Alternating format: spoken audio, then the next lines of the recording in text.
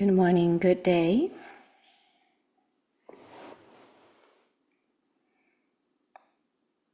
Nice to see the messages coming in.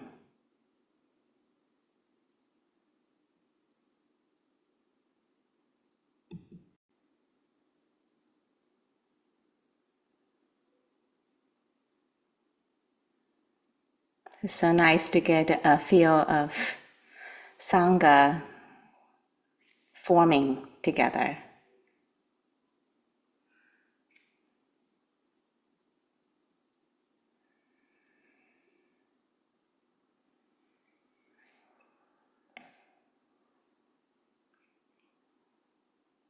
Yeah, greetings, greetings.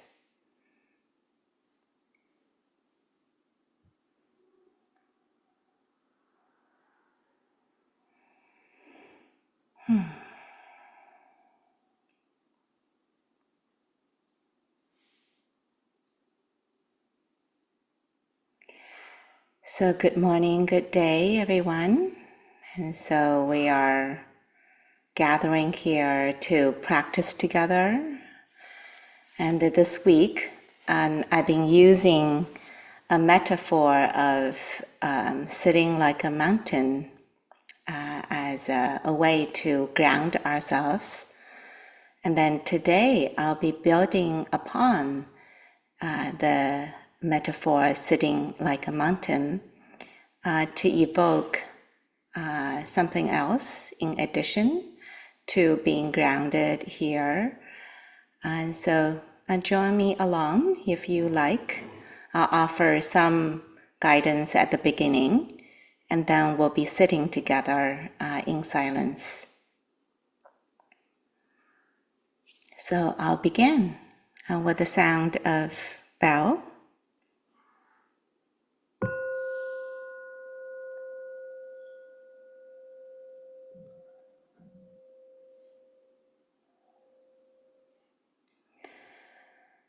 So here we are,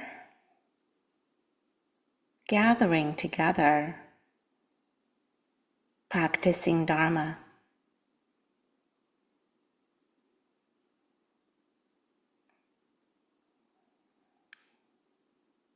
If you like, you can take a few long, deep breaths. As you settle in, feel that we're practicing in community.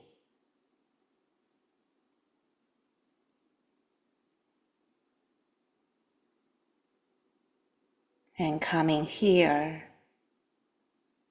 arriving here and now, in the present moment.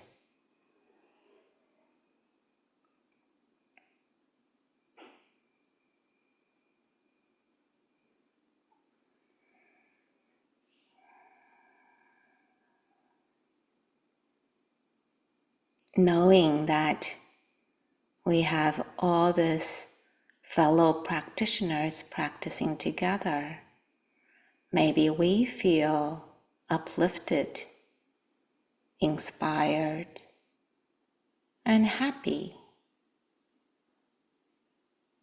So we arrive here with a measure of happiness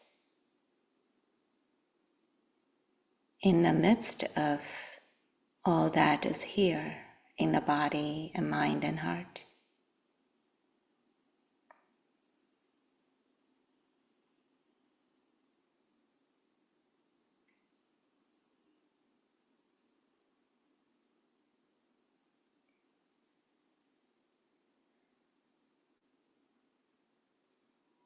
Allow mindfulness and heartfulness to come to the foreground.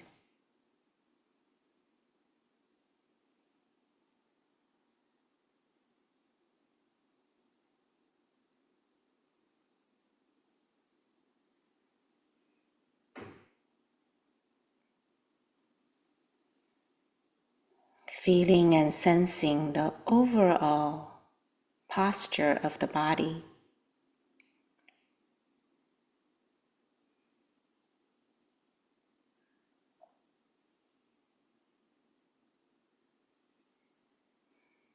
sensing contact of the body with the floor or earth underneath.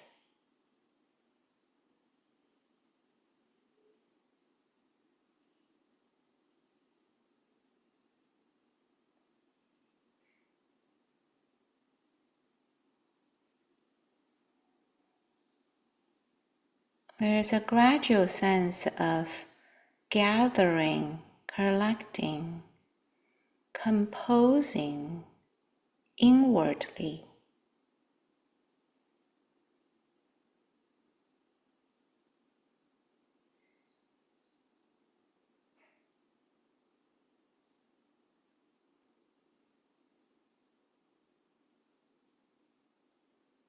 Releasing the weight of the body towards the earth.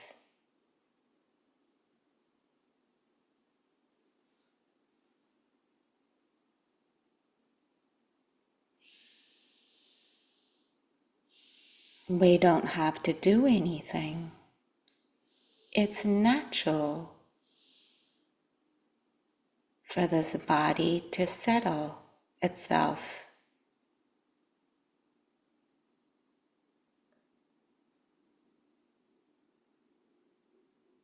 Allow the earthy body resting on earth.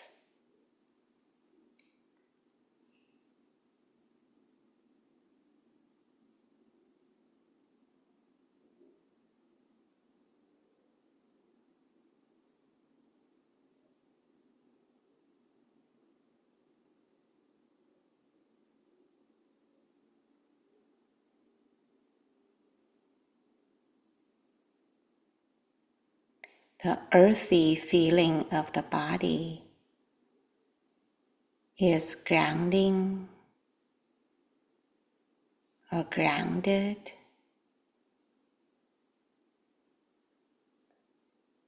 stable.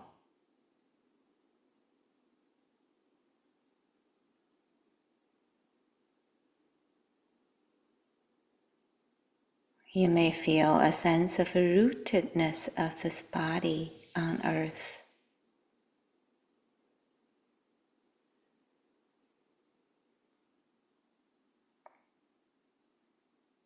Sitting like a mountain.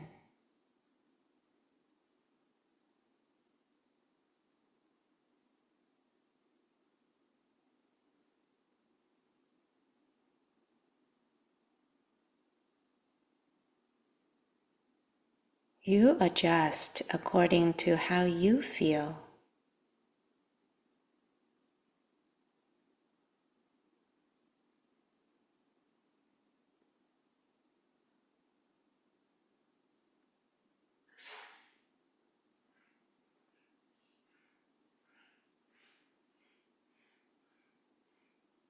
Resting here in the quietude of the mountain within.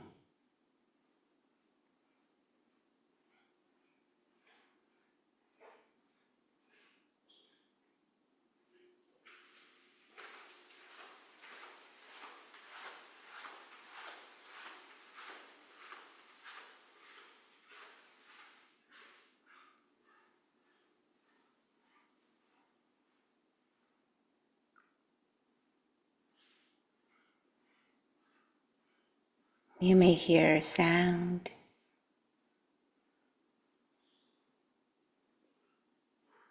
You may feel a temperature, smell.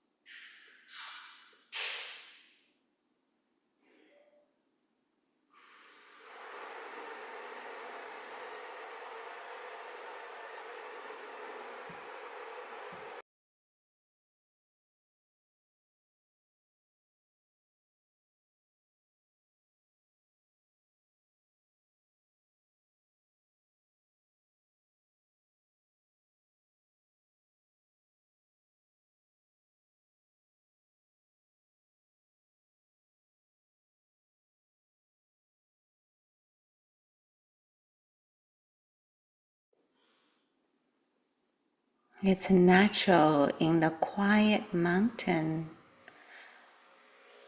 We can feel and sense the breath, the movements of the breath.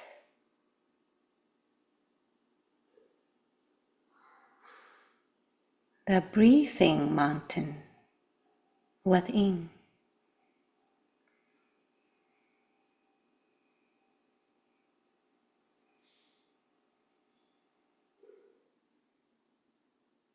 Including in your lived experience the movements that comes with the breath or breathing.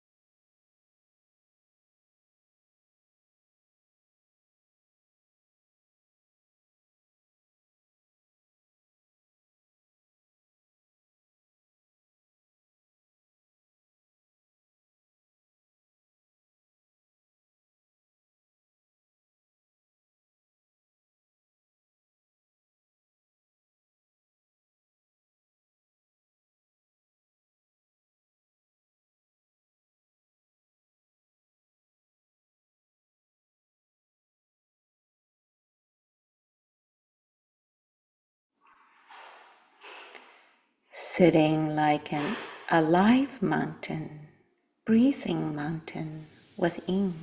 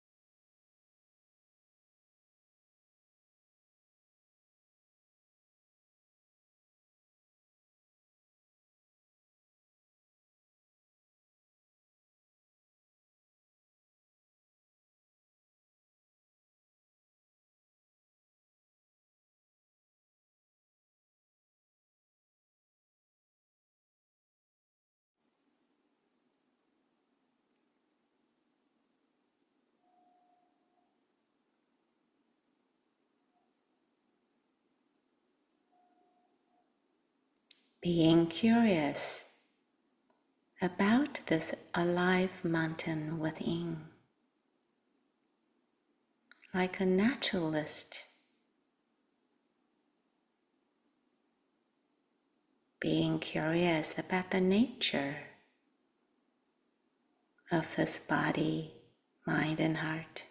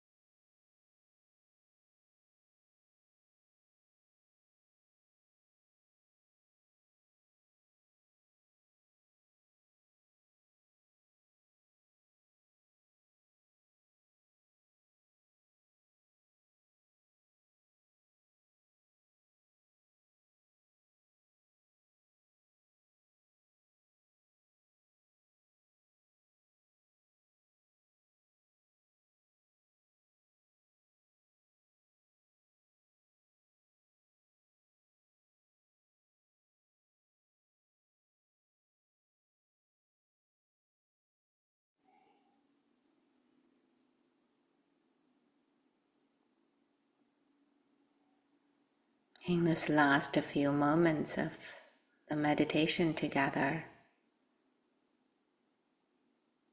If you like,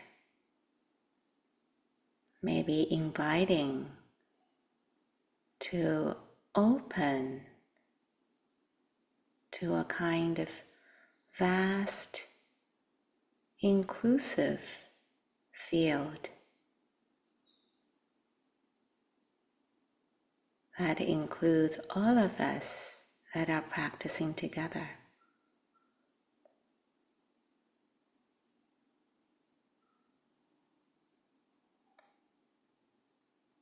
We're sitting in the refuge of a Sangha, and it feels like this.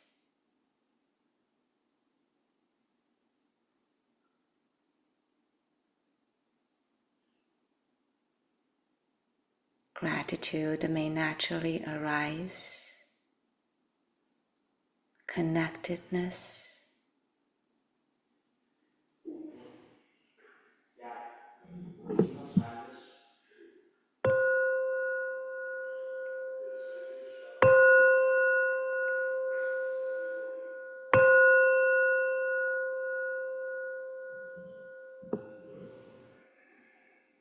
and when you open your eyes,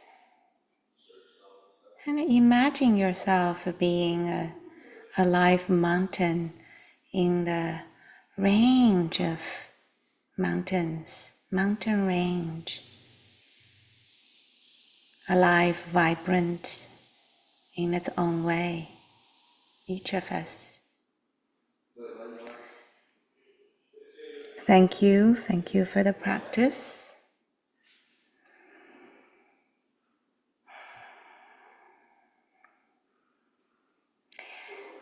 So this week,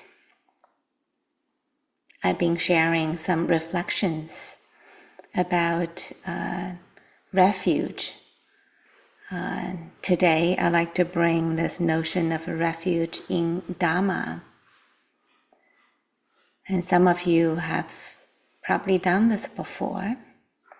But I'd like to kind of invite us to feel and savor this sense of refuge in Dharma in our daily life. The word Dharma has many meanings. And so as such, refuge in Dharma can have many different aspects to it. One of the many meanings of Dharma is teachings. The Buddha's teachings is called Dharma.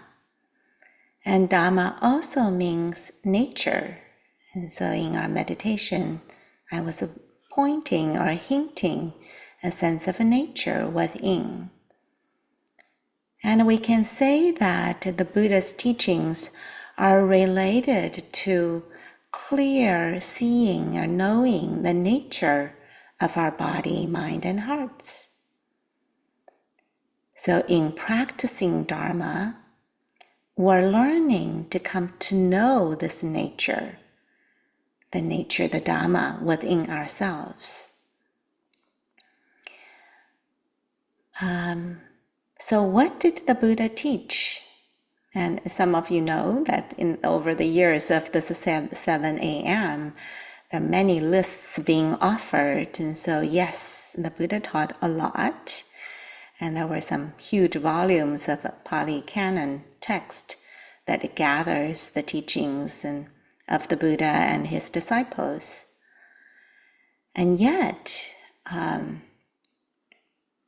if I had to summarize what the Buddha taught, we can also say that there is a core theme to the teaching. The Buddha was concerned about suffering and the end of suffering. And that was what brought him to his own path, and also what motivated him to teach after his awakening. And so many of you probably know that this is a shorthand form of the teaching of the Four Noble Truths. there is suffering, or the Pali term dukkha. There is the origin or the cause of the suffering, and there is a ceasing or cessation of the suffering, and there is the path, practice path, that leads to the cessation of the suffering. And so there is this core theme that the Buddha had taught. Many of the lists, all those different lists you've heard, in one way or another, are ways to elaborate these different aspects of the Four Noble Truths. Now, as I was reflecting about this, and I remembered that the very first discourse that the Buddha offered after his awakening to his first 5 disciples was the Four Noble Truths teaching. And then towards his last days of his life, as documented in Parinibbana Sutta, you can find the Four Noble Truths there again. And so that's the core teaching. But how would this teaching or this Dhamma be a refuge for us? How do we understand this? How do we feel into this? So for most of us, if we are fortunate enough to have lived long enough to have experiences of a wide range of being human, living this humanly life, going through a lot of ups and downs, happiness, distress, and the worldly winds that Gil spoke about a few weeks ago. Pleasure, pain, gain and loss, praise and blame, fame, disputes, all this kind of swirling opposites of our lives. Sooner or later, we may begin to ask ourselves, is this it?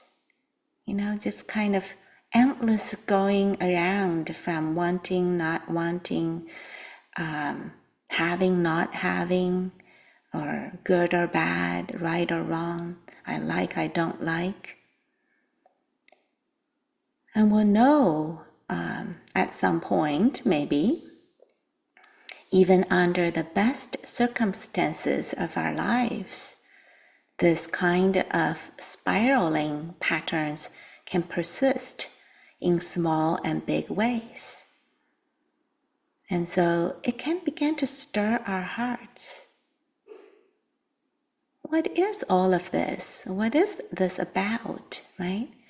And so if these questions are not being touched in or answered in some way, it can be very unsettling for us.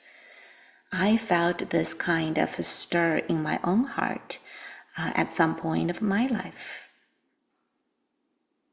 And so inevitably we'll begin to seek. And we'll also notice that this kind of pattern not only happens on the larger scale of our lives, and it can happen in kind of micro moments, moment by moment, in our days. If we observe our lives just in a day closely, you may begin to see that, there are some times that you're very comfortable physically, but after a while, and there is a discomfort and pain. Or I'm very satisfied, content with the things, and then followed by discontentment. And so it goes on endlessly throughout the day. If we begin to kind of notice this. So how do we relate this? Is there a way to meet this? Is there a way that we can live with this without getting caught in the swirling patterns? And this is where the Four Noble Truths teaching comes in. and it acknowledges the vicissitudes of life and points out the root cause, that's craving of these vicissitudes, and there is a possibility to be free from being caught by the ups and downs and pain and pleasure. And most importantly, there is a practice path that each of us can engage in that naturally leads to the possibility of being freed from the caught upness, being caught up. And this word is quite important. Being caught up is what is being freed. It's not that we won't have pain or pleasure, but rather how we relate to them becomes different. When I heard this first time, boy, it's like light in the dark night. I had the sense, well, sign me up, I'm in. Maybe that's one way to experience the refuge in Dharma. It's, I'm in. I like to give myself over to this. I wanted to know this. I want to practice this path. And so taking refuge in Dharma on one level just means that we give ourselves over to the teaching. We learn, we practice it, and we immerse ourselves into it. And we let the teachings and the practice come alive in us. And so they become real in our lives. And so the Buddha had offered the practices that we can engage in, like all of us have been practicing, and this is 7 a.m. and many other ways, on retreats in our daily life, so that we can see that it is possible to break out of this locked-in pattern of reactivity, wanting, not wanting, pushing, pulling, demanding, or avoiding. And this is done through gradually getting to know the nature of our mind and heart. And so we can get to know the patterns of dukkha, and we can deeply understand how it manifests in big ways or in very subtle ways. And we get to know how it arises and how it passes away. And so, in a way, it's a good news that when we're feeling anger, frustration, jealousy, happiness, or feeling depressed, we are not too quick to dismiss them.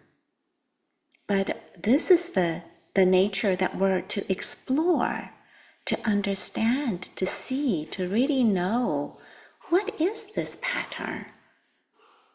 And in this exploration, the Dharma, the wisdom naturally flows, the care, the compassion naturally flows. And that's the nature of the Dharma. And the release of this caught upness of the swirling becomes available to us.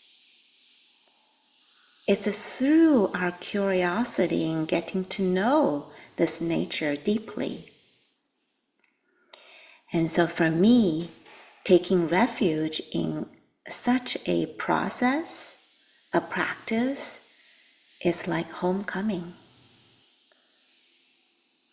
I bow to this, I give myself to this as best as I'm able, and trusting this gradual shifting and changing that may become available to us through our sincere practice.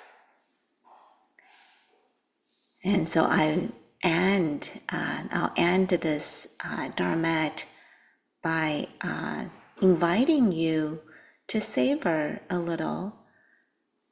What does it feel for you to be in the refuge of Dharma. Maybe dropping that as an inquiry in your day, and let yourself feel, what does that feel for you? What gets evoked? So thank you for your attention, and may our exploration be a source of benefits to all beings. So have a wonderful rest of the day. I'll be there tomorrow with you again.